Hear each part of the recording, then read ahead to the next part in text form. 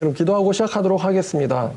하나님 아버지 감사합니다. 오늘도 우리에게 이렇게 귀한 토요일을 주셔서 감사합니다. 아버지 오늘 말씀 통해서 이 세계가 어떻게 흘러가는지 더욱 잘 깨닫고 하나님 말씀 또 전하는 우리 되도록 도와주시옵소서. 예수님의 이름으로 기도드렸습니다. 자, 오늘 말씀의 제목은 자유 홍콩이 죽은 이유 아니면은 문재인 정권이 손에 넣지 못한 것이라는 제목으로 말씀 전해드리도록 하겠습니다. 여러분, 이번 주에 가장 큰 핫 이슈가 바로 홍콩에서 자유가 사라진 것일 것입니다. 이 홍콩 보안법이 통과되면서 홍콩 사람들은 이제 사면초가 완전히 죽음 가운데로 몰리게 되었습니다. 정말 시대가 끝을 향해서 가고 있는 것 같아요. 정말 시대가 끝을 향해서 가고 있는 것 같습니다. 이제 정말 모든 것이 얼마 남지 않은 것 같다는 생각이 들 정도로 이 세상이 마지막을 향해서 달려가고 있는 것 같습니다. 우리가 이렇게 예배를 할 수 있는 자유도 언제까지 우리가 이것을 누릴 수 있을지 장담할 수 없을 정도입니다. 정말 제가 언제 한번 설교한 적이 있는데 중국의 시진핑 혹은 중국은 바로 그 2000년 전에 로마 제국이 아닐까 싶을 정도로 기독교를 탄압하고 기독교의 예배를 금지시키고 있습니다. 그리고 그 지도자인 시진핑은 자기 외에 다른 종교를 갖는 것을 절대로 금지시하는 그런 사람인데 지금 그 사건들의 연장선상에서 이 홍콩 보안법이라는 것이 통과되었습니다. 여러분이 홍콩의 죽음이라는 것이 우리에게 어떤 상관이 있고 또 우리는 어떻게 행동해야 되는지 그리고 홍콩의 죽음은 무슨 의미인지 한번 생각해보는 시간을 갖도록 하겠습니다. 어쩌면 우리 앞에 펼쳐질지도 모르는 미래이기 때문입니다. 자, 먼저 이제 홍콩 보안법, 이게 일국양제라는 말은 여러분들 들어보셨을 겁니다. 여러분들 어제, 오늘 아침에 그러면 좀 곤란하겠죠? 어제 혹시 간식 좀 사 드셨나요? 어제 뭐 햄버거나 아이스크림이나 커피나 아니면은 치킨 등을 사 드시지 않았습니까? 어제 간식 드신 분 있나요? 어제 간식 먹었다. 아니면 어저께 나는 소비를 했다. 어저께 난 소비 생활을 했다라는 분 계세요? 난 어제 물건을 샀다. 밥을 사 먹은 적 있다. 여러분께서는요, 자기 소유의 재화를 어제 소비하신 거예요. 자, 여러분, 이 일국양제가 무엇이냐? 오늘은 좀 법적인 이야기도 해야 되는데, 먼저 자본주의에 대해서 정의를 한번 배워보도록 할게요. 여러분, 이게 자본주의가 뭐냐면요, 재화의 사적 소유권을 개인이 가지는 자유의지에 반하거나 법률에 의하지 않는 방법으로는 양도 불가능한 개인의 사적 소유권을 개인의 기본권으로 인정하는 것입니다. 개인의 사적 소유권을 개인의 기본권으로 인정하는 것, 이게 바로 자본주의예요. 한마디로 여러분들의 자유의지, 자유의 결단이 없이는 어떤 여러분들이 불법적인 방법을 저지르지 않는 이상은 그 어떤 누구도 여러분 통장에 있는 돈을 1원도 가져갈 수 없다는 것입니다. 예를 들어 어떤 사람이 여러분의 돈을 10,000원을 훔쳐갔어요. 그래서 그 사람이 그 10,000원을 자기 통장에 집어넣습니다. 그럼 여러분들이 그 사람이 여러분의 10,000원을 훔쳐갔다는 것을 여러분들이 증명하지 못하면 아무리 정황상, 도의상 아니면 심적인 그런 증거가 있어 보여도 상대방의 통장에 있는 10,000원 하나, 1원 하나 건드릴 수 없다는 게 바로 이 자본주의예요. 사적 재산의 소유권을 그 개인의 자유에게 주는 것이 바로 이 자본주의입니다. 자, 따라서 이 자본주의가 성립하면 재화의 사적 소유권에 대한 인정이 재화의 매매, 그러니까 자기 재산의 매매 혹은 양도 혹은 소비 아니면은 이윤의 처분 등에 대해서 그 결정을 개인에게 일임한다는 것이 연거푸 따라옵니다. 한마디로 우리 이런 말 있잖아요. 네 돈 주고 사 먹어 라는 말 있잖아요. 이게 바로 자본주의예요. 네 돈 주고 사 먹어. 그러니까 너의 소유의 재화를 가지고 네가 마음껏 소비해. 네 마음대로. 이게 바로 자본주의입니다. 자, 한편 2020년 6월 30일 중국의 최고 기구인 상무위원회에서 홍콩 보안법을 통과시켰습니다. 저도 이번에 상무위원회라는 게 있다는 걸 처음 알았어요. 상무위원회 숫자가 162명인데 15분 만에 만장일치로 홍콩 보안법을 통과시켰습니다. 그리고 그 다음 날인 7월 1일 수요일에만 홍콩에서 370명이 체포되었습니다. 홍콩 보안법 위반으로. 이제 이 홍콩 사람들은 말이나 표현의 자유를 빼앗겼고 말이나 표현 때문에 중국 본토로 끌려갈지 아니면 감옥에서 종신형이 나올지 어떤 고문을 당할지 사형을 당할지 아무도 모르는 상황이 되었습니다. 사실 석방 없는 종신형이라는 것은 사형보다 더 무섭죠. 한번 잡히면은 끝장나기 때문입니다. 인생이. 그래서 인구가 745만 명이에요, 홍콩이. 인구 745만 명의 홍콩은 자유의 죽음을 맞았다라고 말할 수 있고요. 이제는 홍콩은 표현의 자유, 언론의 자유, 출판의 자유, 집회 결사의 자유를 빼앗겼습니다. 오늘 아침에 뉴스를 보니까 포스트잇조차도 붙이지 못하는 도시가 바로 홍콩이에요. 포스트잇에 내 마음을 적어서 벽에 붙이는 것도 홍콩 보안법 위반이다, 잡아가겠다, 떼라. 떼지 않으면 너도 잡아가겠다. 이게 바로 지금 홍콩의 상황입니다. 언론들은요, 다 같이 홍콩이 죽음을 맞았다고 하면서 이제 홍콩인들에게는 자유도, 금융도, 미래도 전망할 수 없게 되었다라고 말합니다.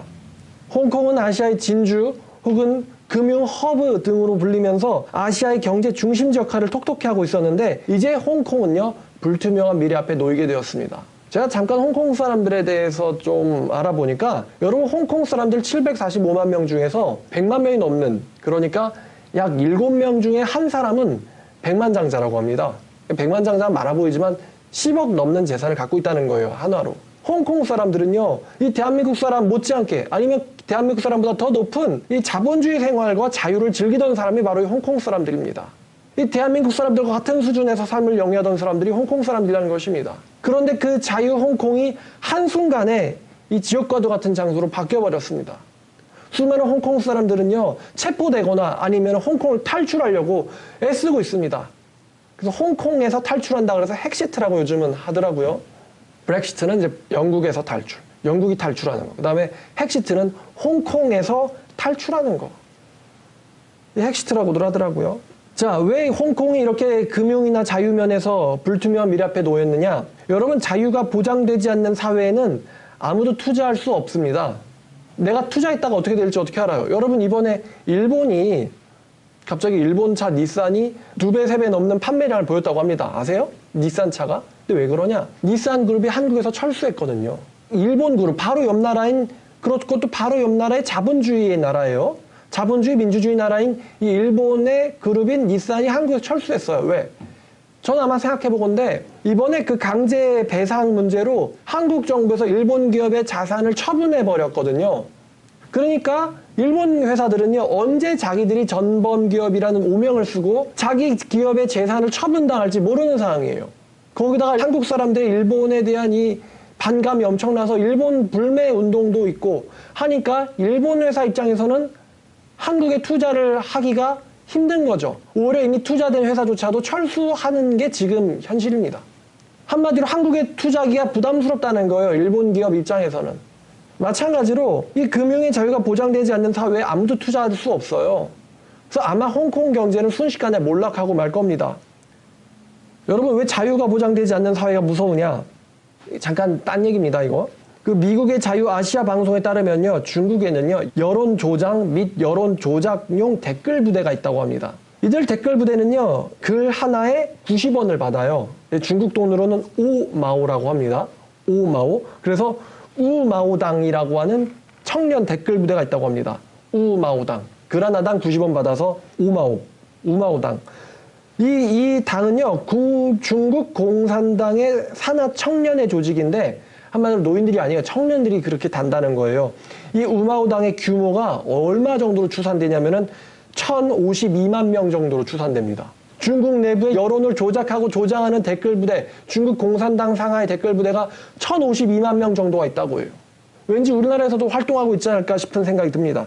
그리고 중국에는 사이버전을 벌이는 특수부대가 10만 명이 있고, 다시 말하면 이 중국 사회 내부에는 수백만 명의 댓글, 검열, 여론 조작 부대가 있습니다. 조금만 여러분 검색해 보시면은 중국에서 사진 하나 잘못 올렸다거나 아니면 글을 댓글 하나 잘못 썼다는 이유로 우리나라의 카카오톡에 해당하는 위챗을 계정 정지 아니면 금지당하는 사례들이 발생하고 있다고 해요. 쪽팔리죠? 너 카카오톡 안 돼? 안 돼. 왜?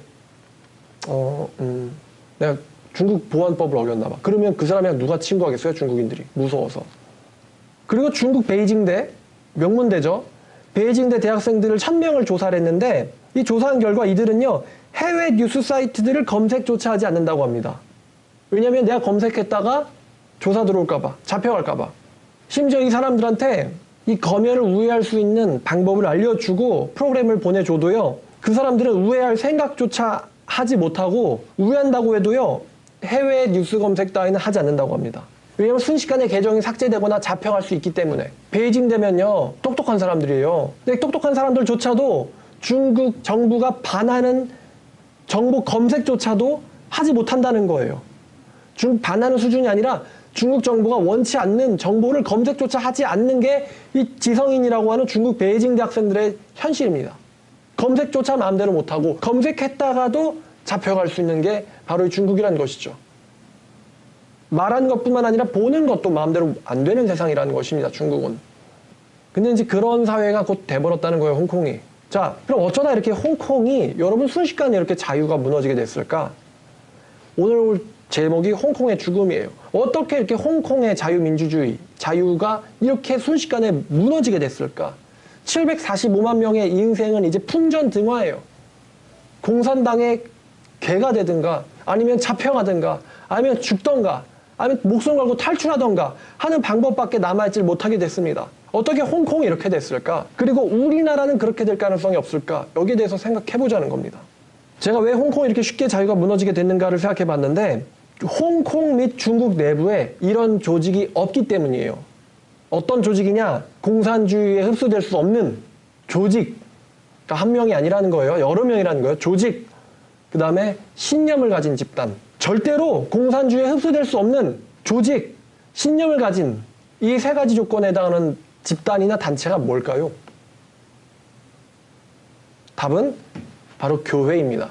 제가 예전에 한번 홍콩에 대해서 설교 준비하느라 조사한 적이 있었는데, 여러분 홍콩 사람들이 굉장히 수준 높은 자유를 즐기고 있는데요. 그러나 홍콩 사람들의 종교 분포를 보면 여러분 홍콩은 종교의 자유가 있는 도시입니다. 그러나 이제는 어떻게 될지 몰라요. 홍콩의 종교 분포를 보면 2016년도 자료에는 불교가 21%, 도교가 14%, 그러니까 불교 및 도교가 약 35%라는 거예요. 그 다음에 개신교가 4%, 카톨릭이 3%, 무교가 57%입니다. 그러니까 대다수의 사람들이 무교이거나 도교와 불교를 믿고 있습니다. 전 도교는 뭐 하는 종교인지도 모르겠네요. 자, 그러면 무신론은 말할 것도 없고 한번 불교를 생각해보죠. 여러분, 중국 불교가 공산주의에 반대하나요? 공산주의에 흡수될 수 없습니까? 중국 불교가? 그렇지 못합니다. 여러분, 2014년 중국 자료에 따르면 중국인들의 73.56%가 무교나 토속 종교, 그리고 15.8%가 불교입니다. 그러니까 대부분은요, 무교나 토속 종교거나 불교예요. 공산당은. 그래서 불교와 공산당은 아무 문제가 없어요. 중국이 문제 삼고 있는 것은 기독교죠. 이 중국 사람들 중에 약 2.5%가 기독교인데, 우리가 그 사람들이 진정한 기독교인인지를 따져보는 것도 필요하겠지만, 우리가 뭐 중국 가서 그런 걸 알아볼 수는 없으니까요. 최근 중국은요, 2020년도의 기사를 보면요, 최근 중국은요, 안면 인식 기술을 사용해서 당국에 신고되지 않고 모이는 집회를 불법으로 간주하고, 이 집회에 대해서 신고만 해도 100만 원의 포상을 하고 있습니다. 그러니까 엄마가 교회 갔는데 자식이 그냥 기분 나빠서 아니면 돈 벌고 싶어서 찌르면은 바로 100만 원 받고 그 집단은 와야 되는 것입니다. 이런 식으로 기독교를 박해하고 있어요. 돈을 주면서. 신고만 해도 포상 100만 원이다. 그러면 신고하고 종교생활하면 되지 않느냐 이렇게 생각할 수 있는데, 신고된 교회는요, 당국의 철저한 감시와 검열의 대상이 되기 때문에 신앙을 지킬 수가 없게 돼요. 아까 안면 인술기식 도입했다고 했는데, 이 신고된 교회를 다니는 사람들의 안면은 전부 다 중국 당국에서 보고 있습니다. CCTV를 통해서. 그 사람이 정류장을 가든 거리를 들어가든 쇼핑센터를 들어가든 그 사람들의 얼굴과 그 사람들의 계정과 그 사람 쓰는 글 쓰는 행위, 모든 것들이 감시당하게 된다는 것입니다. 중국 당국이 다 알고 있다는 거예요. 특히 기독교인들이 많은 그런 곳들을 집중적으로 관리 감시하고 있다고 해요. 그러니까 숨도 쉴 수 없게 만드는 거죠. 신고되면. 그러니 이 사람들은 신앙의 자유를 지킬 수 없어서 어쩔 수 없이 신고하지 않고 예배를 드리는데, 당국에서는 이것을 불법 종교 집회로 간주하면서 신고만 해도 100만 원이라는 포상을 하고 있다는 것입니다.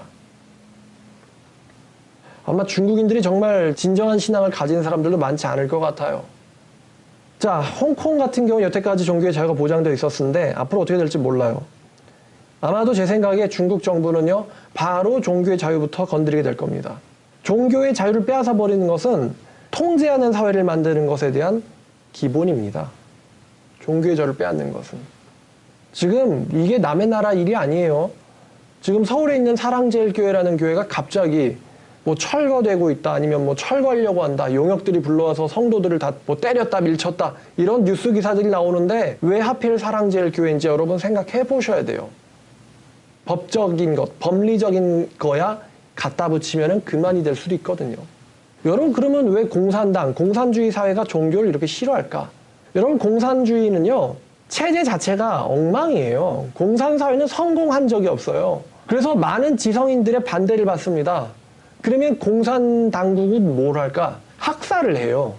학살을 합니다. 학살을 하고 공산주의라는 게 다 같이 잘 살자는 거잖아요. 근데 이 양반들이 학살하는 거에서 끝나지 않고 독재를 하기 시작합니다. 독재. 그러니까 나는 잘 살고 너네들은 다 못 살아. 다 같이 못 살고 나만 잘 살게가 된다는 거예요. 공산국가가 그렇게 돼요, 다.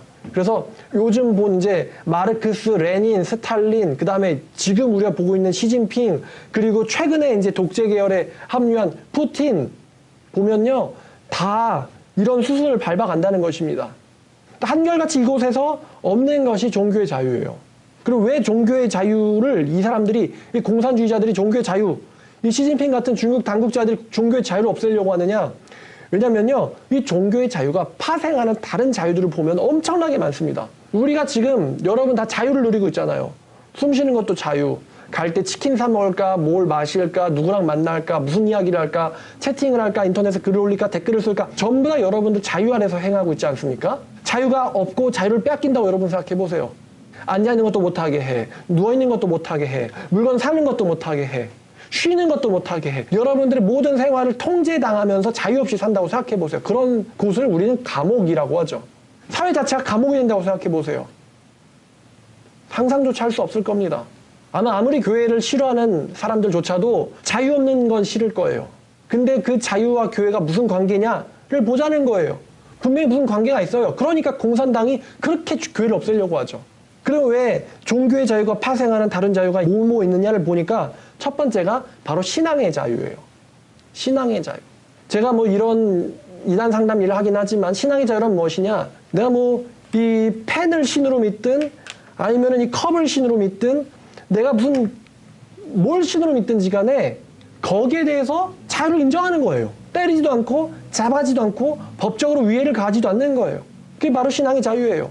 사람을 신으로 믿든 죽은 시체를 신으로 믿든 뼈다귀를 신으로 믿든 국수 먹다 죽었든 뭘 믿든 그거를 인정해 주는 게 종교의 자유예요. 아주 고도의 자유죠. 비웃을 수는 있어도 침해할 수는 없어요. 그 사람들의 권리거든요. 자, 이게 첫 번째 신앙의 자유. 자, 그럼 신앙의 자유가 있었으면 두 번째는 뭘 해야 됩니까?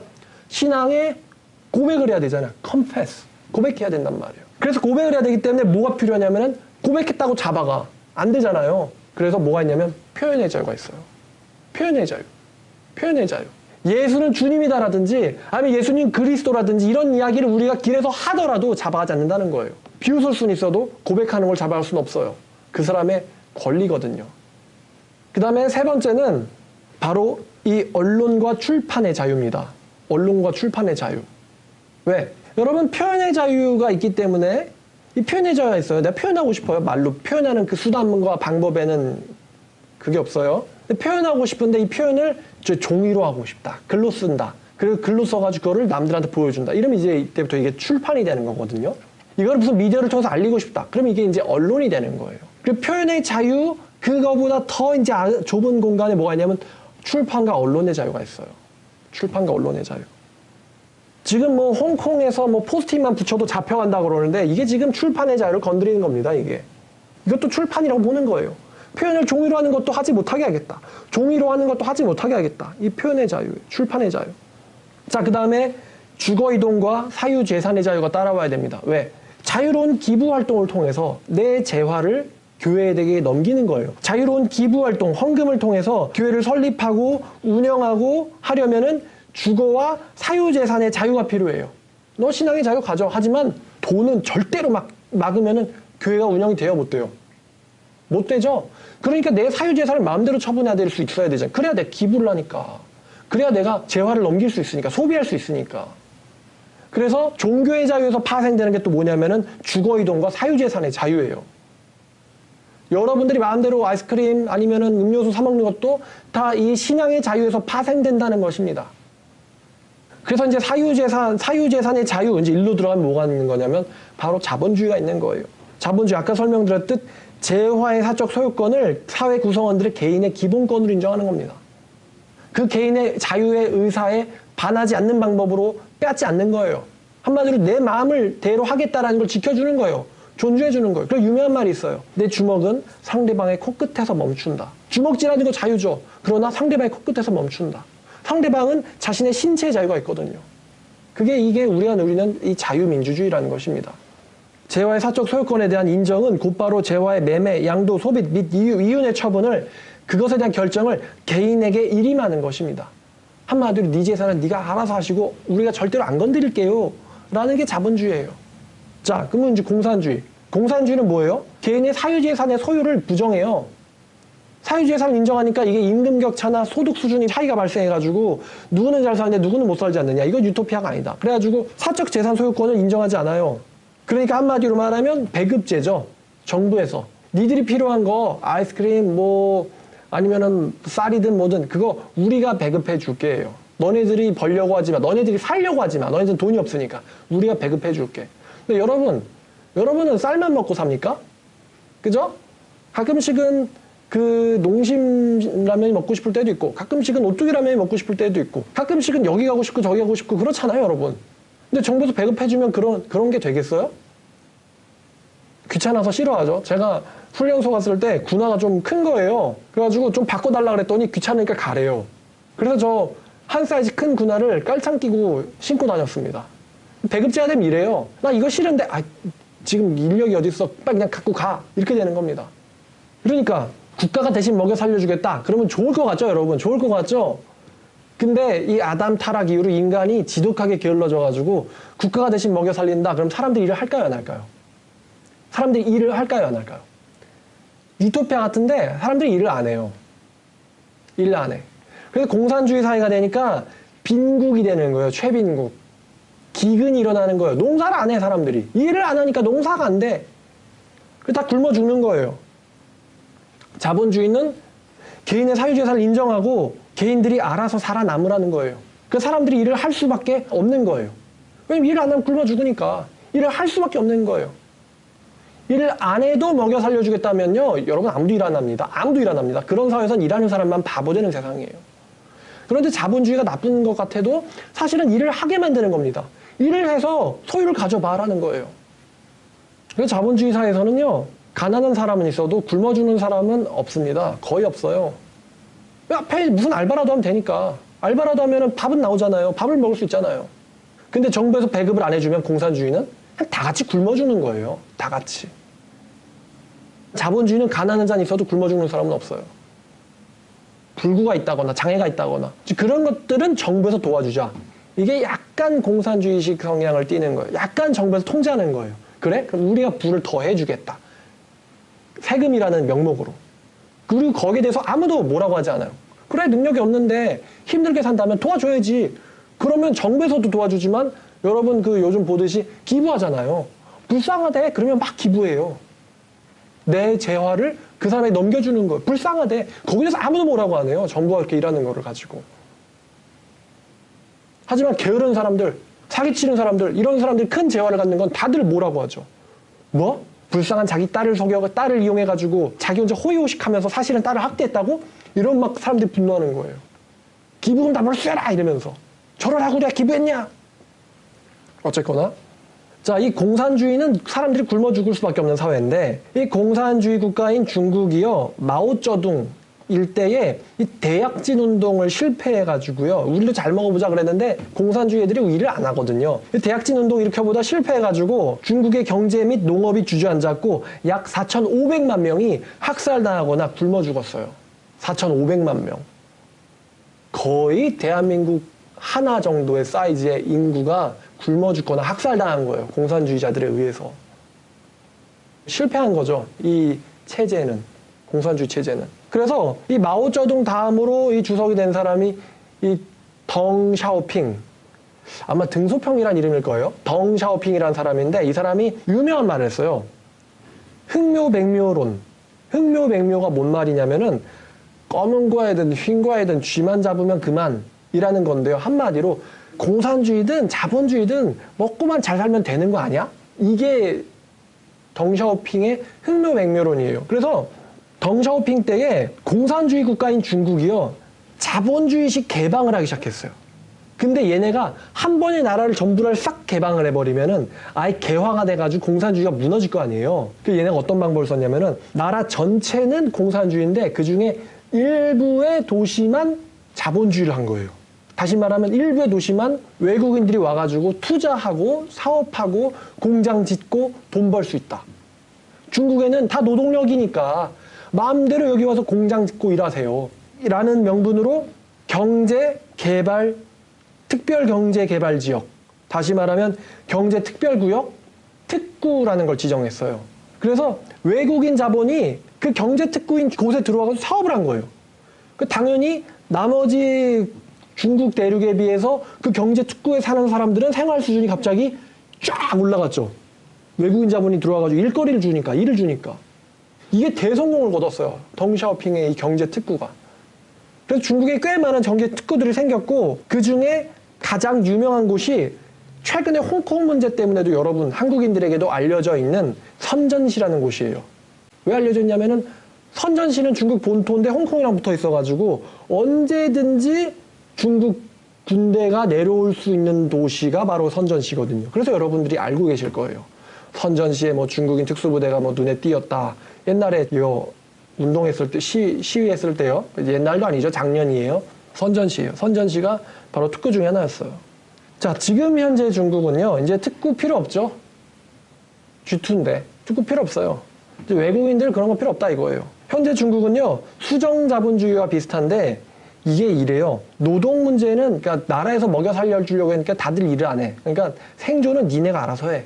그러니까 자본주의 같은 거죠. 생존은 니네가 알아서 하되 필요시에는 당국이 굉장히 강력하게 개입하는 거예요. 그러니까 사유재산 인정하는 것 같은데 단 당국의 통제 아래서만 인정되는 게 이 수정자본주의 같은 거예요. 그러니까 생존은 니들이 알아서 하고 그러니까 마음대로 열심히 일해서 돈 벌고 필요할 때는 국가가 돈을 빼앗아 버리겠다. 이게 수정자본주의 같습니다. 한마디로 공산주의랑 자본주의가 살짝 섞여 있는 거예요. 근데 이 수정자본주의가 당국에서 마음대로 빼앗겠다. 그러니까 이게 독재국가에서 잘 일어나는 일이거든요. 그래서 이게 독재자본주의라고 제가 한번 이름을 만들어 봤어요. 독재자본주의. 좀 말이 이상하죠? 근데 이게 또 무슨 말이냐면은 억압자유주의. 말이 안 되죠? 마음대로 돈 벌어. 그런데 우리가 가끔씩 억압해줄게. 억압자유주의. 골 때리죠?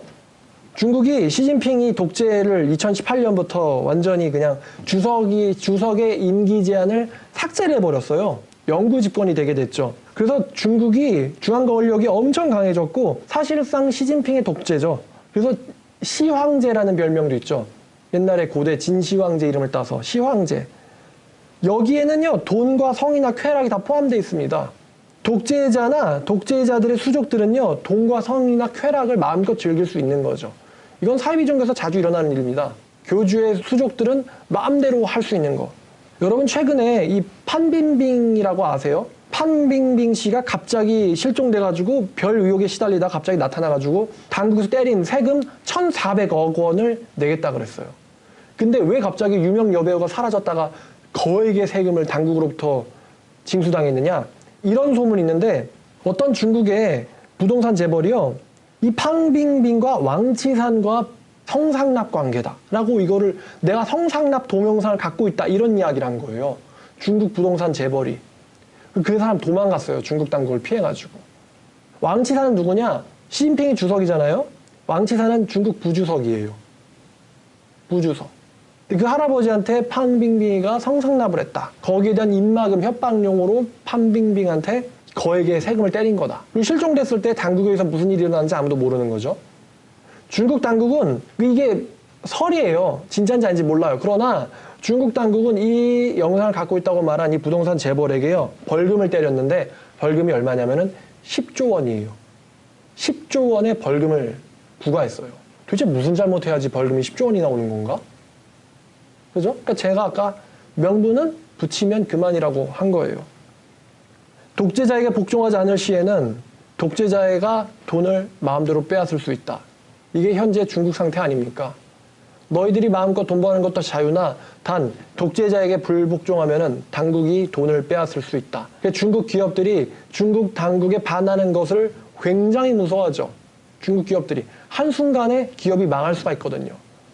우리나라 그 무슨 롯데마트나 이런 이야기 보시면은 중국에 중국 믿고 투자했다가 엄청 손해보고 당하는 거예요. 기술은 기술대로 빼앗기고. 그래서 결론적으로 독재를 하려면요, 뭐가 들어가면 안 되냐면 기독교가 들어가면 안 돼요. 기독교 자체가 독재를 용납하지 못하는 사회입니다. 아니, 예수 그리스도 왜 누가 독재한단 말입니까?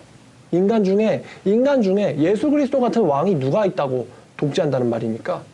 죄인이니까 임기를 두자는 거예요. 실수하거나 잘못할 수 있으니까. 항상 비판하고 반성해서 새로운 사람, 더 나은 사람으로 가자는 게 이 민주주의거든요. 인간은 누구나 죄인이니까. 근데 그걸 인정하지 않는 사람들이 나는 내가 바로 독재하고 나는 의인이고 메시아다. 이렇게 가는 거죠. 근데 희한하게도 이 독재 국가 중에서 기독교 국가가 있습니다. 바로 러시아예요. 러시아는 독재 국가가 됐어요. 중국이 하는 걸 보고서는 푸틴도 이때다 싶었는지 푸틴이요, 종신집권을 가능하게 헌법을 건드렸습니다. 푸틴이요, 84세가 되는 2036년까지 대통령으로 있을 수 있어요. 2036년까지. 지금부터 16년을 더 있을 수 있는 거예요. 84세까지 하겠다. 근데 이게 아이러니하게도 2020년 7월 1일, 얼마 안 됐죠. 헌법 개정을 했을 때 국민투표 중에서 78%가 푸틴의 장기 집권에 찬성을 했다고 합니다. 황당하죠? 러시아에서는요, 투표를 하면 아파트를 주겠다 식으로 사람들이 투표율을 끌어올렸어요.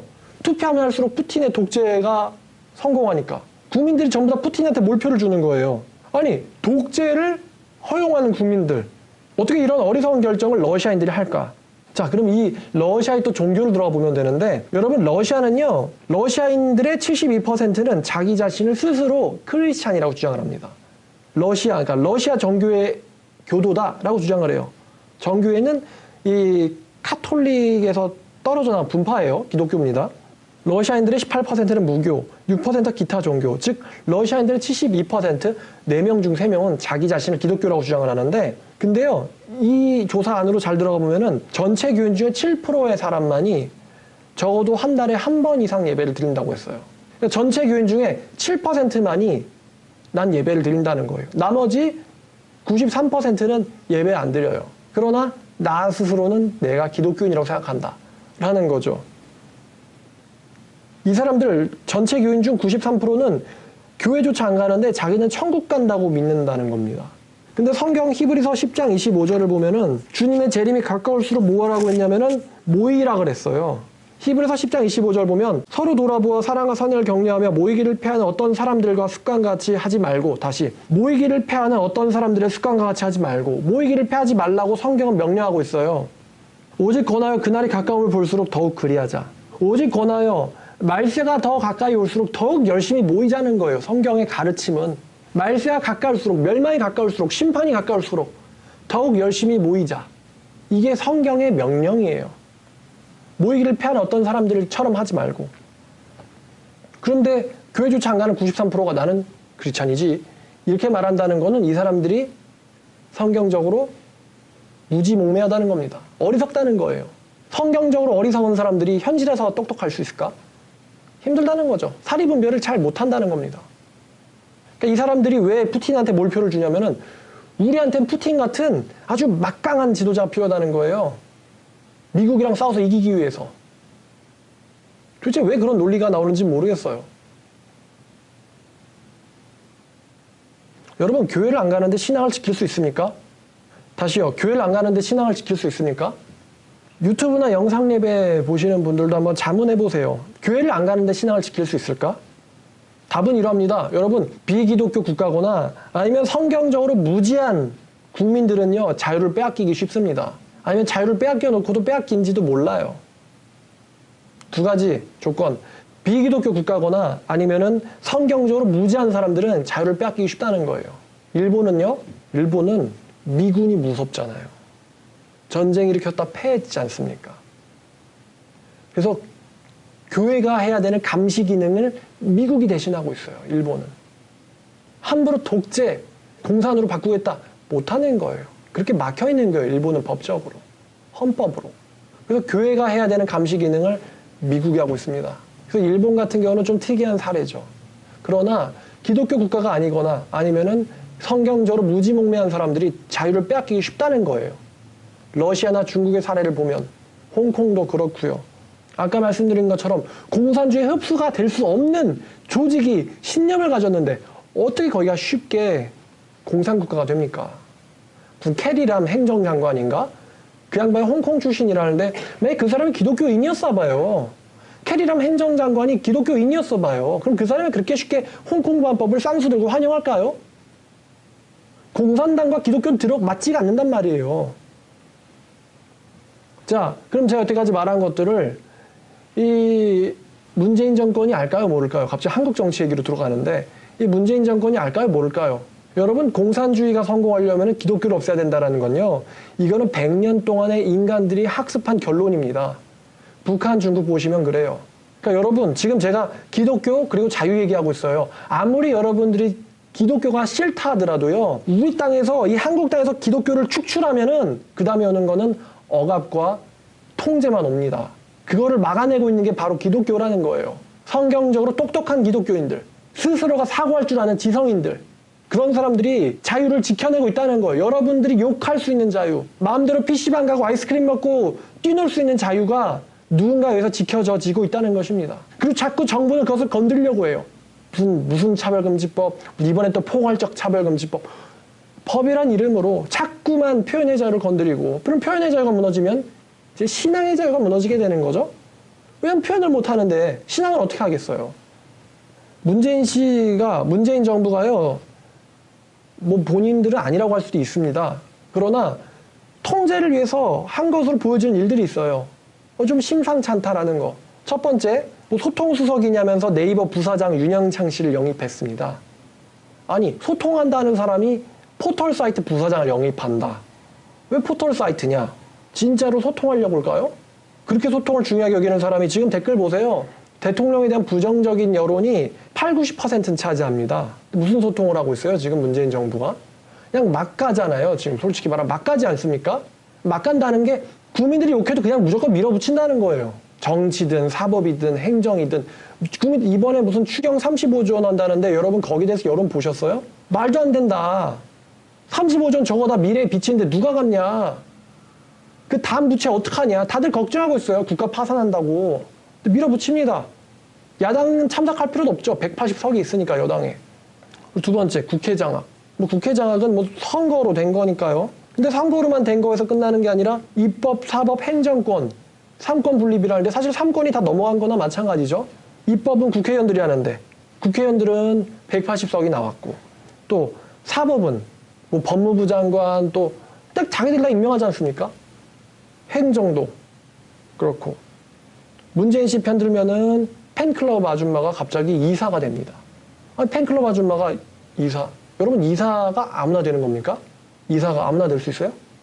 문재인 씨 편 들면은 의대도 가고 돈도 벌고, 요즘에 무슨 라임인가 수수한대잖아요.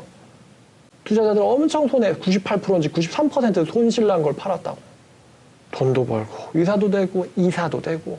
문재인 씨 편 들면 김재동이라는 사람이 그랬죠. 판사의 망치나 목수쟁이의 망치나 똑같아야 된다고. 그리고 자기는 강의 한 편에 막 몇천만 원씩 1000만 원 넘게 받아간다지 않습니까? 그럼 똑같이, 아니, 쉬하는 사람 마이크나 선생님 마이크나 아니면 길거리에서 뭐 화장품 사가세요 하는 그 여종업원의 마이크나 당신 마이크나 똑같아야지. 그 사람은 시급받고 당신은 2시간에 1,500만 원 받고, 이건 당신 말에 안 맞잖아요. 그럼 당신도 정확하게 시급만 챙기고 한 19,000원 정도만 챙기고 나머지는 다 기부하시든가. 근데 그렇게는 안 할걸요, 아마 그분. 그 다음에 세 번째는 언론 장악. 이거는 정말로 큰데, 현재 KBS 이사장이 누구냐면 양승동 씨입니다. KBS는 아시다시피 국영방송인데, 근데 양승동 이사장이요, 이렇게 영입될 때 KBS 노조가 이런 말을 했어요. KBS 노조의 말을 전 그대로 가져온 겁니다. 양승동 사장의 그간 언행을 보면 자신의 출세를 위해 정권과 코드 맞추는 일을 마다하지 않을 위험인물, 방송 장악을 위해서 부적격자 사장 임명을 강행한 문재인 정권은 이게 KBS 노조가 한 말이에요, 이게. KBS 노조는 양승동 사장에 대해서 노래방 사장, 바지 사장이란 말을 하고 있습니다. 왜 노래방 사장이냐면은 세월호 사건 당일날, 세월호 침몰한 당일날 노래방을 가서 법인카드로 16만 1,000원을 결제하셨거든요. 전 이분의 인격이 의심됩니다. 왜?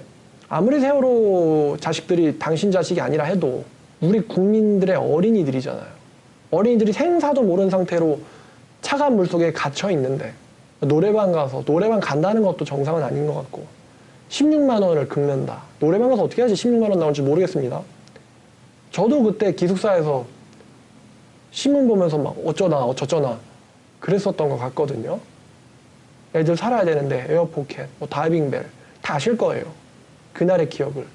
근데 그 당일날 노래방 가서 16만 원 쓰셨다는 겁니다. 이분이.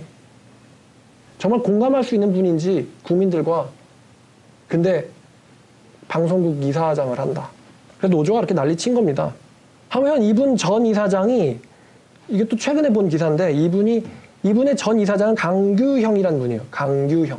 전 이사장씨인데 이분이 재밌게도 문재인 대통령을 상대로 고소를 해가지고 승소를 한 사람입니다. 고소의 내용인지 그런데 이사장 해임은 부당하다는 거예요. 이사장 해임은 부당하다. 근데 이분이 이사장 그만둘 때까지 얼마나 많은 고초를 겪었는지 뭐 갑자기 막 MBC PD 수첩에서 달려들어가지고 막 이분을 막 취재한다 그러고 그렇다는 건 MBC도 친정권이란 소리겠죠. 심지어 민주노총으로 장악된 언론 노조가요 이분을 폭행을 했나 봐요. 이분에 의해서 수많은 사람들이 폭행죄로 고소당했어요. 한두 명이 했다는 게 아니겠죠. 몰려가서 시위하고 취재하고 뭐 때리고 물러나라고. 이분이 그래서 소송을 해가지고 문재인 대통령을 상대로 승소를 했습니다. 그래서 기사 제목이 이래요. 거대 권력과 싸우는 것은 정말 못할 짓. 난 진흙탕 속에 살고 있어. 만약에 문재인 대통령이 당사자가 아니라면 왜 이 재판을 당했겠습니까? 소송을 당했겠습니까? 그러니까 문재인 정부가요. 순수해 보이는데 그렇지 않다는 거죠. 포털 사이트, 국회, 사법, 여론, 방송 사실은 다 자기 사람들로 채우고 있다는 것입니다. 전 이게 정말 나쁜 일이라고 생각해요. 왜냐면요. 공산주의를 지지하나 자본주의를 지지하나 이 양측 모두가 추구하는 것은 인류의 행복일 겁니다. 인류의 평화와 존영, 번영을 추구하는 그거는 마찬가지일 거예요. 그렇지 않습니까? 시작점이 공산주의에서 시작을 하든 자본주의에서 시작을 하든 결국 궁극적으로 목표로 하는 것은 인류의 행복과 번영일 거예요. 그렇지 않나요? 그러니까 상대방이 아무리 제가 만약에 공산주의를 지지한다고 해보죠. 제가 아무리 공산주의를 지지한다고 해도 상대방이 자본주의의 신념을 가지고 자유민주주의의 신념을 가지고 저 사람도 인류의 평화를 위해서 행복을 위해서 노력한다는 거는 사실 아닙니까? 그리고 제 말은요. 과정이 순수해야 되거든요. 과정도 순수해야 되는데 물론 결과는 모릅니다. 인간들 사회 내에 자본이든 민주주의든 아니면 공산주의든 예수님이 다스릴 수 있는 메시아의 나라가 될 수 없다는 건 확실해요. 그래서 우리가 예수님의 재림만의 소망을 가지고 있는데 과정은 공평하고 정정당당해야 될 거 아닙니까? 언론과 포털과 국회와 사법과 입법을 장악한다는 건 비판하지 말라는 거예요. 우리가 잘못해도. 우리가 잘못해도 비판하지 말고 또 우리가 잘못된 일을 해도 그 잘못된 일에 대해서 너네들은 듣지 말라는 거예요. 이 방송은 국민의 귀에 해당하는데 귀를 막아버리는 거죠. 내가 잘못을 해도 너네들은 보지도 말고 듣지도 마. 비판 기능 자체를 없애버리는 거죠. 언론이 가진. 그게 통제 아닌 뭡니까? 국민의 알 권리가 있잖아요. 뭘 잘못하건지 알아야 비판을 하죠. 너네들은 알 거 없다 해요. 근데 그게 과연 정말 선일까요? 선일까요, 그게? 전 그렇게 보지 않는다는 것입니다. 그러니까 이분이 깨끗해 보여도 사실은 치사하다는 거예요. 그럼 이분이 오늘 말씀의 제목, 문재인 정권이 손에 넣지 못한 게 있는데 뭐냐? 그게 바로 교회입니다. 자유 진영에서 마지막 남은 보루가요, 교회입니다. 아까 말씀드렸듯 불교니 무교니 이런 사람들은요, 자유가 왜 나왔는지도 몰라요. 그리고 그걸 꼭 지켜야 될 이유가 있나? 자유를 지켜야만 될 이유가 있어요? 중국이 그런데 그냥 적당히 먹게 살기만 해주면은 꿀꿀거리든 멍멍거리든요, 먹고 살기만 해주면은 된다는 거죠. 단 독재자는 건드리지 마라. 그게 사육당하는 거지 그게 사는 겁니까? 그게 사육이지 사는 거냐 이거예요. 왜 홍콩 사람들이 중국 공산주의 그렇게 반대하겠습니까? 자기들은 살고 싶지 사육당하고 싶지 않다는 거예요. 그럼 중국인은 커피 못 마시나? 중국인은 결혼 못 하나요? 중국인은 연애 못 하나요? 중국인은 맛있는 거 못 사 먹나요? 중국인은 입고 싶은 옷 못 사 입나요? 중국인은 타고 싶은 차 못 타나요? 다 합니다. 그러나 통제된 곳 안에서 살고 있어요. 그게 사육이라는 거예요. 나는 비판하고 싶다. 비판하지 마라. 나는 보고 싶다. 보지 마라. 나는 말하고 싶다. 말하지 마라. 그게 사육이지. 진정한 자유냐 이겁니다. 홍콩인들이 그게 싫다는 거예요. 홍콩인들은. 진정한 자유가 없는 저런 사육당하는 세계는 싫다는 거예요. 그래서 저렇게 목숨 걸고 싸우는 거예요. 그래서 370명이 체포된 거예요. 이 마지막 남은 보루가 대한민국에는 교회입니다. 교회. 그래서 문재인 정권이 교회를 분명히요 좋게 보지 않고 있습니다. 요즘 무슨 보니까 뭐 교회를 코로나 고위험군으로 지정할까? 이러던데 여러분 코로나 바이러스가 교회만 들어갑니까? 사람이 모이면 위험하고 그 안에 방역수칙 안 지키는 사람이 있고 그 안에 감염자가 올 수도 있잖아요. 그러면 예를 들어 교회에서 감염자가 예를 들어 현대카드 사옥을 방문해서 거기서 일을 했다. 여러분 현대카드도 고위험군 회사로 지정해야죠. 쿠팡도 고위험군 회사로 지정해야죠.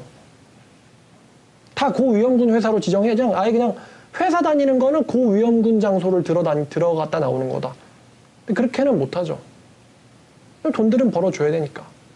말을 할 거면은 교회 지도자들은 방역 수칙을 지키는데 더욱 힘써주시고 교인들끼리 예배 이후에 마스크 벗고 사담한다거나 아니면 식사하면서 침 튀기고 그렇게 방역이 허물어지는 일들을 하지 않도록 잘 통제해 주시도록 당부드립니다. 이게 원래 해야 될 말이죠. 코로나 빌미로 교회를 고위험군.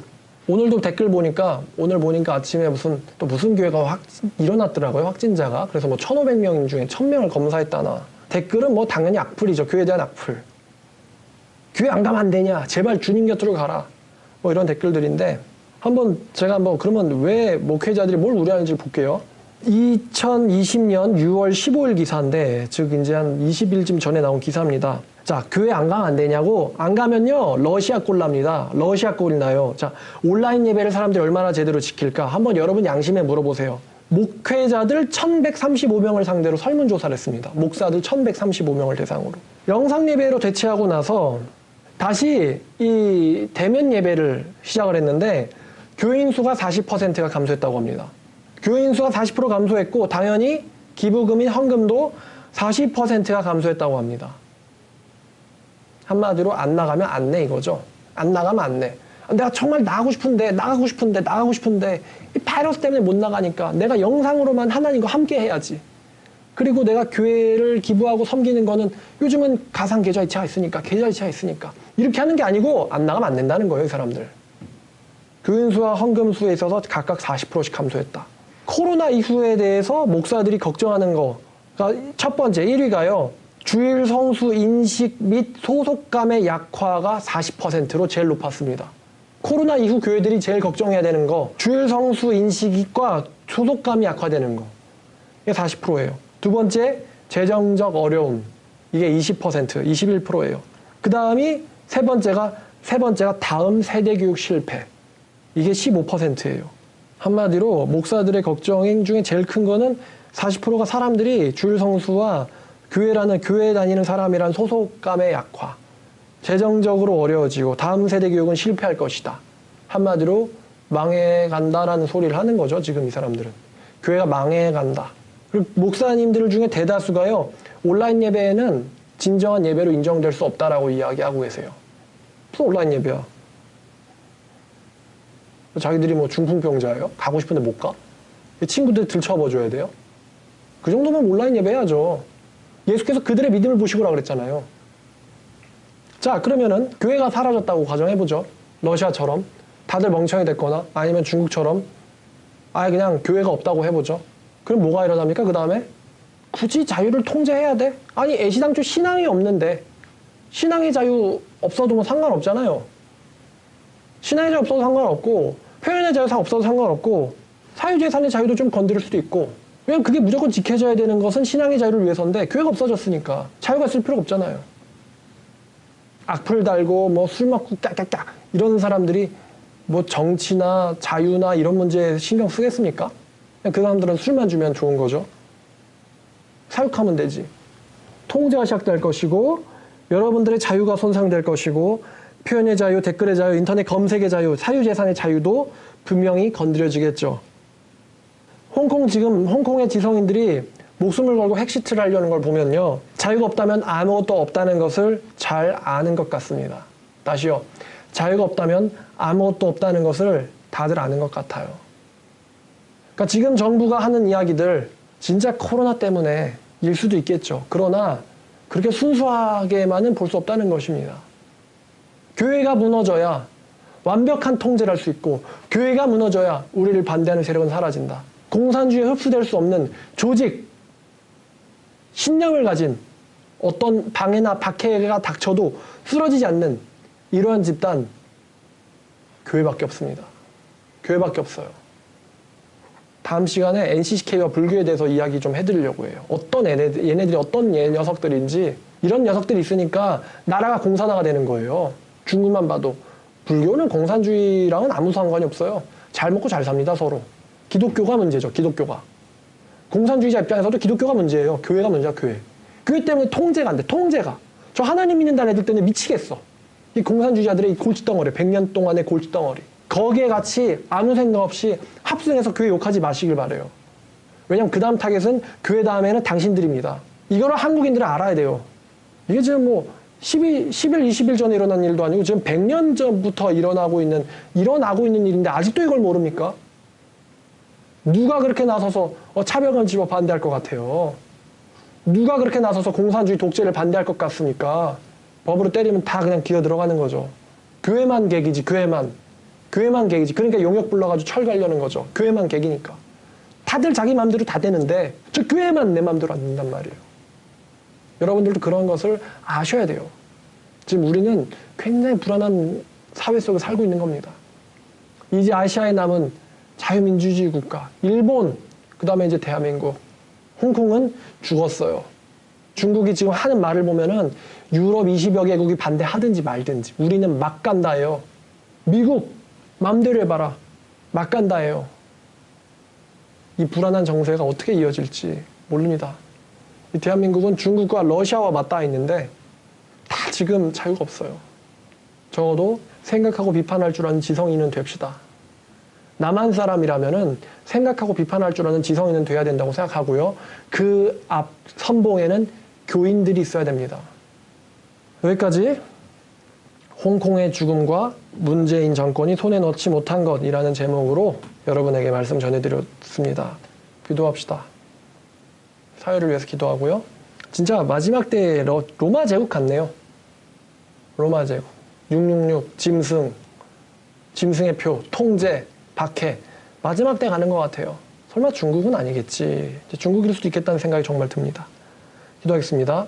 하나님 아버지 감사합니다. 이 마지막 시대에 우리에게 정말 무서운 일들을 보게 하시고 우리가 지금 누리고 있는 이 신앙의 자유가 얼마나 소중한지를 깨닫게 하여 주시옵소서. 아버지, 이제 홍콩이 저 언론과 출판의 자유가 무너졌으니 이제는 그 다음에는 종교의 자유가 무너질 것이고 많은 사람들이 투옥되거나 도망가거나 아니면 포기하고 세뇌되어 개돼지처럼 잡혀 살게 될 것이 당연하게 보는 수순입니다만 그것들을 보면서도 정신 차리지 못하는 어리석은 사람은 되지 않도록 도와주시고 말씀으로 또 분별하고 가르치고 깨어있을 수 있도록 주여 도와주시옵소서.